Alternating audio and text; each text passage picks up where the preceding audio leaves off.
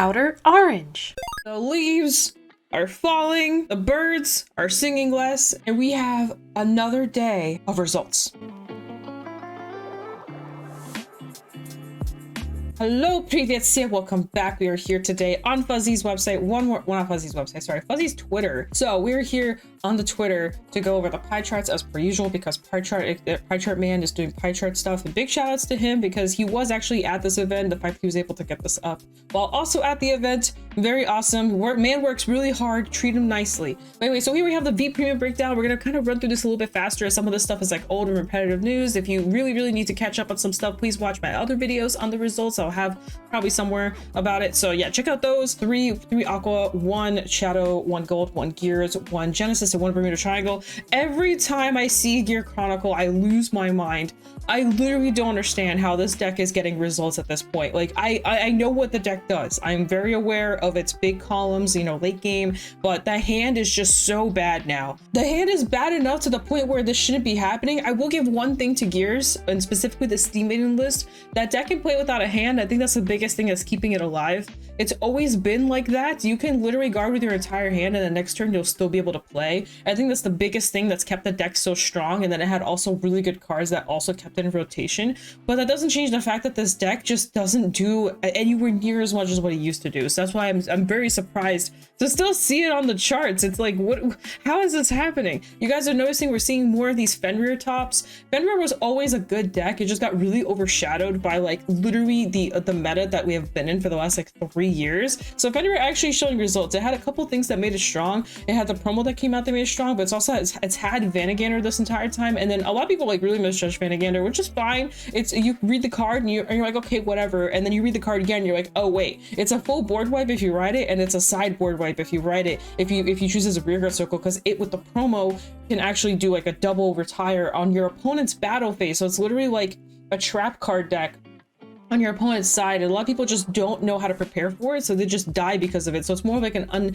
unexpected thing. We're gonna go ahead and look at top 4. I already knew this. I saw it because I was just like, I want to let you guys know I'm super happy for everyone that won. I'm just, my mind is just blown that for the Steam Mains in first place. I was one of those people that wasn't like super against Shojodoji being at 1, and now that I'm like seeing these results, I'm like, am I just stupid? Like, I don't even know. Like, I've tested the deck. Like, I'm so lost. Like, seeing this deck in first place always makes me so lost. But hey, congrats. You know, beating through Davos is really hard in my opinion. I think Davos is a really tough deck to beat, so seeing them break through to first place is yeah, it's something. I will say the Karunta kind of comes up a lot. Karunta just having that like little like removal is just like the bottom decking looks really nice, especially to decks like Davos, because they basically need to hard draw into most of their stuff. So if you're bottom decking the pieces they need, that kind of sucks. Any deck that can deal with Pursuit of Soul is basically already like in a really good spot. So if you have a deck that says I retire, but it's also can do other things, it's usually going to be in a good spot. That's why Fenrir is showing results. So Luard shows results. Any deck that can just deal with that. Gold shows results too, because they actually have the grade 1 that forces out the intercept, which is also just a really niche and good card to use. So there's definitely ways to play around Davos, and if you can play around Davos, you're already like a good deck. So anyway, let's look at the Highlander list real quick. I've already looked at it, but I want to look at it with y'all. So this is the Highlander list. Everything in here is pretty standard. Some people may not know about this card too much. I've talked about this card a lot because I ran it in premium actually. This card's kind of nuts sometimes. I'm not saying it's an always go-to card, but it's definitely a good ride. There's a lot less ride targets in V, so obviously you can run this and get away with it. Everything else is pretty standard in here. Like, there's nothing too abnormal until you go all the way down here and look at this card. Now this is a card that a lot of people actually don't run in their list. This is Tosia. I don't even know her name, but I have tested her in the past. She basically says, when placed on Vanguard Circle, you can reveal a grade 4 from your hand, put any number of cards from your hand to the bottom of your deck in any order, draw the same amount of cards as the number of cards you put, and shuffle your deck. So basically this is a re-mulligan. So you can reveal a grade 4, and then you can send back your whole hand and redraw your whole hand. So if your hand is just really bad, you can play this and then you can fix your hand. The only issue with her is that she's a Vanguard Circle card, so she's kind of like one of those like hit or miss cards, but you do get to send back everything. So if your hand's like all triggers or just like super bad, or you know, it's just basically another mulligan on top of a mulligan. You get to mulligan again, which is actually really nice. So, and the fact that you get to draw, call her, reveal, and then start sending the cards back is really cool. And then you just draw into the same like new cards, right? So you're basically not going to get the cards you sent back, which is just really cool. So she's a really cool card. Everything else is pretty standard. Most people try to opt for the draw engine because we don't have Q-Tire anymore, which really hurts this deck in particular. That's why I was so sad when Q-Tire got banned. I didn't care about the other stuff. I just cared that this deck got hit because I think this deck's fun. This deck's fun. It's like kind of high roll / kind of good sometimes. Like honestly, with the Q-Tire, it's a lot better. But the deck is just a random one-of deck, right? It's just cool and fun to play. And losing Q-Tire was like was really painful for this one because this deck loves Q-Tire, obviously, because you can find all your pieces. Let's go over to standard. So this is what standard looks like. Gandiva, we got the Minerva, got the Messiah, we got the Ava, got the Majesty Lord, and we got the Shojodoji.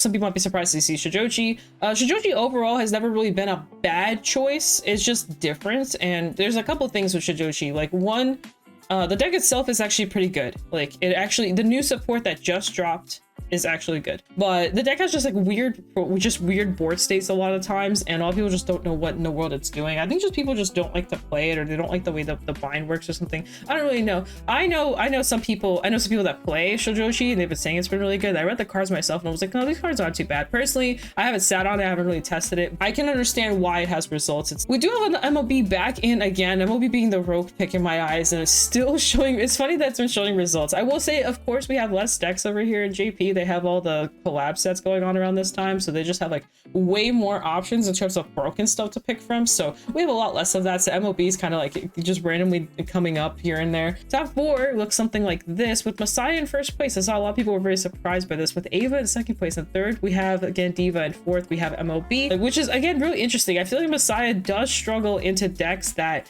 can retire. Now there is one thing, Messiah's late game is really good, and Gandiva doesn't really have an early game, so he can't pressure the deck fast enough, and I think that's when Messiah starts shining. Ava actually has a very similar thing. If you can't play a deck that can rush the decks down, you actually start losing to decks like Messiah and Ava very quickly, because their late game sustain is so powerful, and their late game just push is so strong that that's where they make up for it in the early game where they don't do much, whereas Gandiva doesn't like can't do anything about this. So if there's a bunch of Gandiva players and they're facing into Ava and Messiah, they're not really killing them, and what happens is they just outscale late game. This Ava-ish might have like the poison package. We can actually check it out, which they are. So they're basically just running extra personas in their deck. This deck does randomly die to like itself because sometimes you just don't have the shield to deal with stuff, but you notice they're running the Blitz here, just a little backup plan just in case things go wrong. Still running this card because the dock really helps with just with the cycle where it just works super well. Long story short, turn 4, this deck gets like pretty insane, because from turn 4 and on, you are getting way more orders out. You're doing more. You got the extra boost going on, and we did get the promo too, so you can actually run the promo now as well. So kind of have a couple options. I will say now the deck's a little tight. That way, like I said, we got that promo too late. I've talked about it before, but we got it too late because now the deck's there's too much stuff to run. Like people are gonna pick this over the promo now, so there's just not enough space. And then obviously if you're running Poison Ava as well, that Poison Ava is an interesting finisher nowadays, and also the persona just really helps here. So I think the persona is the biggest thing. In premium had 3 Bermuda Triangle, 2 Link Joker, 1 Dimension Police, 1 Narukami, 1 Mega Colony. So interestingly enough, this one had the 2 Highlander, I believe, and 1 Ballista. Ballista was Ootman actually. Ootman finally had some representation shown on this deck. I will still say the deck is still an X2 deck. Doesn't mean you can't get lucky. So it is still, if you don't brick 7 or 8 games, cool, you'll make it, right? But overall, everything else makes sense here. People have been sleeping on Highlander just a little bit. Highlander has a really good matchup into Chaos. Bringing Highlander knowing that there's going to be Link Joker is actually pretty good. Some people might argue that Narukami's a little rough, but I think Highlander just can outscale Narukami pretty well before they do anything super crazy. And then Bugs can be a little hard if they're on Darkface. I feel like Darkface does slow down Highlander a lot, but you can still play into it and be kind of okay. It's mainly the fact that they kind of shred your hand if they go first a lot, and then it's hard to go into Heltruda turns. That's what I found out, like just off testing, is that Heltruda turns tend to be like your hand tends to be a little smaller. Any deck that can kind of rush you down easily makes Highlander kind of rough to play sometimes, but it also depends on how you play. If you play carefully, you'll find yourself usually stabilizing pretty well. And then also there's the high roll, and Highlander's high roll is like really high. Like if you just kind of sometimes just push away all your thoughts and just go swing reindeer and just see what happens, sometimes it just really rewards you for no reason whatsoever. And that's where the deck's performance just really starts showing, is accepting the high roll and just kind of just rolling with it, just seeing what happens. So this is what top 4 looks like. Stephen Lee taking first place with Highlander, and with second place we have the Chaos, and with third place we have the Chaos, and then third and fourth place we had Alec Koof with the Ballista. So something to note, I think Highlander has like a insanely good matchup into the chaos decks here. You still have to play really carefully though. You still need to know what you're doing, but I think bringing Highlander is actually like a really smart choice here. Knowing what the results have been looking like and knowing how to play around Hanali, I think Highlander just really starts performing. I think people really underestimate like the ability to play around it. And actually I did see the list. This list is basically focused on like GB1 stuff, which is the smart play. You're not really riding down anymore. You're more so just focusing on playing the game and just having a normal stride turn, versus before there was like the ride down and you have to keep digging for like reindeer. You don't have to worry about that anymore. You just have to worry about surviving and killing.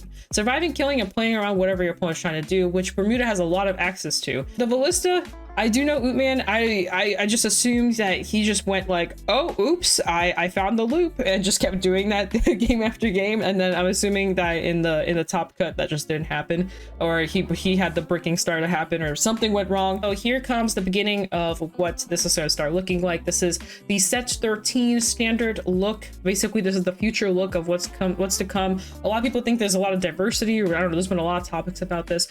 You should really take a lot of these results with a grain of salt. This is like week 1 of the set, and of course in week 1 of the set people are gonna be like, you know, people are still testing stuff. People are still bringing old decks. Some people are bringing like decks that some people don't even have this stuff built, you know what I mean? So like, but results are results. So we did have the 2 youth, 1 Leonore, 1 prison, 1 blah blah blah blah blah, 1 Mushi King, 1 Mikazuki, and 1 Maigo. So Maigo is like the stuff from the new set. The Youthberg is the new full blast Youthberg. This is the new stuff that just dropped for youth. This is the new Leonore, and prison probably just has the new promos. Snake is just being Snake. The token Rambu stuff. So honestly, everything in here kind of makes sense. It honestly makes sense to me. This is all pretty good stuff. Obviously Youthberg is really strong. I did test it. Like I actually started testing the deck, and yeah, the deck's really powerful.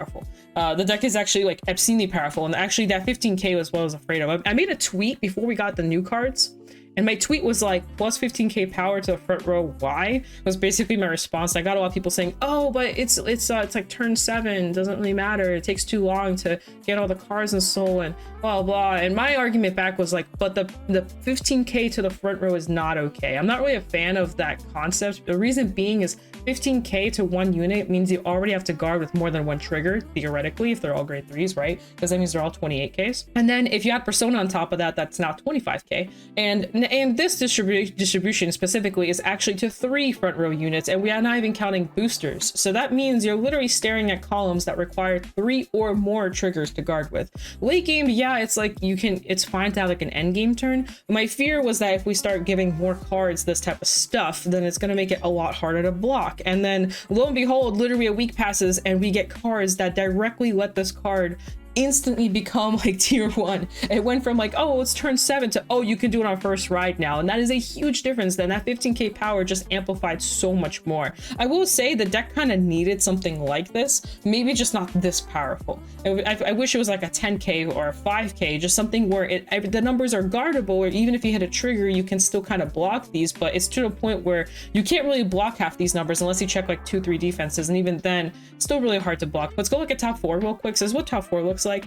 Top 4, first place is indeed the full blast. Now part of it is I think is because one, people just don't know how to fight this deck yet because it literally just dropped. Same with the Leonore. Prison's a little bit more like known ground, right? And the Snake, I don't know like exactly how the Snake works, but I'm assuming they just did their Snake stuff and they made it through, so that's really good. But yeah, this is we're probably gonna see the results shift a little bit. We'll have to see exactly how it all flushes out, but I will tell you right now, Youthberg is really good, Jojo is really good, Leonore is really good. You cannot deny that stuff, and we'll probably start seeing this more and more. I don't even know like what counters these decks yet, because obviously I haven't tested enough to know that information, but I can for a fact say that the decks are good. The Lux Cup held in Chiba.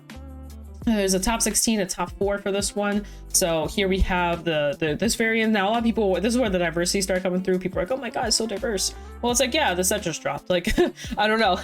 It's hard to really justify this. I will say a lot of the decks on this list are all good decks. Like every single deck on here can perform really well. And for a lot of these decks, some of these decks are just really fast and just really strong. I think the only one that I'm kind of a little iffy on is actually Ezel. Like these other decks just have a lot of good win cons, a lot of good stuff. Ezel, if you actually play into it enough, you actually can beat it pretty easily. If you know how to fight the matchup, it's actually not that bad. They can super high roll, but the super high roll is like doesn't happen that often and isn't as impactful as it may look. I goes the new stuff, but rumor has it it's actually a very impactful deck as well. Like I don't know if it's impactful to what the set 13, like the boss cards of set 13 are, but apparently it's actually good enough to where it can perform. We'll have to see. But anyway, top 4.